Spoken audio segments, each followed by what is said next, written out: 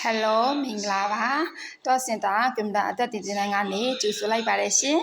တော့စင်တာကွန်ပျူတာအသက်တင်တဲ့ဟာနေ့နဲ့6နာရီမှညနေ6နာရီထိတင်တဲ့ဖွင့်လှစ်ထားပါတယ်ရှင်မိမိတို့တင်တဲ့တက်ချင်တော့အချိန်များကိုလည်းတက်ရောက်နိုင်ပါတယ်ရှင်နေဝေးမှလာသူများကိုလည်းနေစားငိမ့်စီစဉ်ပေးပါတယ်ရှင်အသက်10နှစ်မှစ၍တင်တဲ့လက်ခံသွားပါပြီတင်တဲ့ပြီးမှသာတင်တဲ့ဆင်းလက်မှတ်ရပါမည်အချိန်နေကြာသွားလို့မိသွားခဲ့ရင်မိမိတို့တက်ထားတော့တင်တဲ့ course ကို free တင်ကြားပေးသွားမှာဖြစ်ပါတယ်။တော့စင်တာကွန်ပျူတာအသက်တင်တဲ့ဟာအမြန်တင်လဲရတနေ့တကုန်လဲရအချိန်ပိုင်းလဲရမိမိတို့ရဲ့အားလက်ချိန်ကိုလည်းရွေးတက်လို့ရအောင်စီစဉ်ပေးထားပါတယ်။တင်တန်းရဒီနေရာလေးကတော့လာရှိုးမြို့နမ်ခိုင်ကျေးရွာမှာရှိပါတယ်ရှင်။ကာကြီးကွင်းအကျော်နမ်ခိုင်ကျေးရွာလေးမှာဖွင့်လှစ်ထားပါတယ်ရှင်။အတက်တင်တဲ့လေးဖြစ်တဲ့အတွက်မိမိတို့ရဲ့တတမိမိတွေကရီမန်းချက်ပန်းတိုင်တစ်ခုဖြစ်တဲ့အတွက်